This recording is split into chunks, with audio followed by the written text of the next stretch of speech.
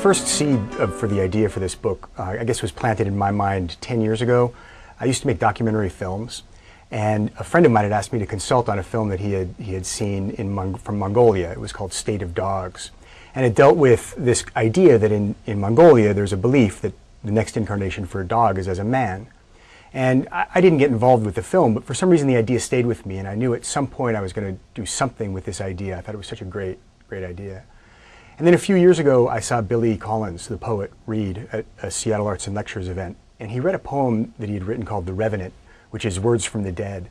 And it's told from the point of view of a dog that's been recently euthanized. And it starts, I believe it starts like this: this is the dog you put to sleep, come back to tell you this one simple thing. I never liked you, not one bit. And by the time he was done reading this poem, the entire auditorium was just hooting with laughter. And I realized then that's what I needed to do.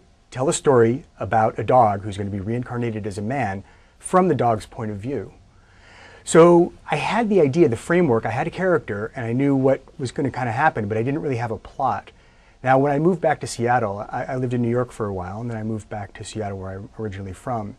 And I started doing some amateur race car driving. And I would sit around with some of my friends who were race car drivers, and we would have beers and talk about the mental aspects of race car driving: balance, anticipation, patience, and how if we could apply those same principles to our lives at home with our families, we'd be really much better people. And then it all fell into place for me. Suddenly I had a dog whose master was a race car driver. The dog believes he's going to be reincarnated as a man, and he studies everything that his master does in terms of race car driving so that when he comes back as a man, he'll be a really good person. Well, a dog has limitations and advantages. Limitations are, of course, a dog can't speak. Dog doesn't have opposable thumbs. A dog can't communicate his thoughts other than with gestures.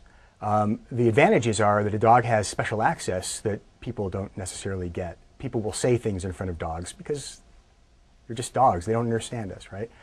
So I was able to work with this a lot in terms of giving the reader a special viewpoint into the narrative.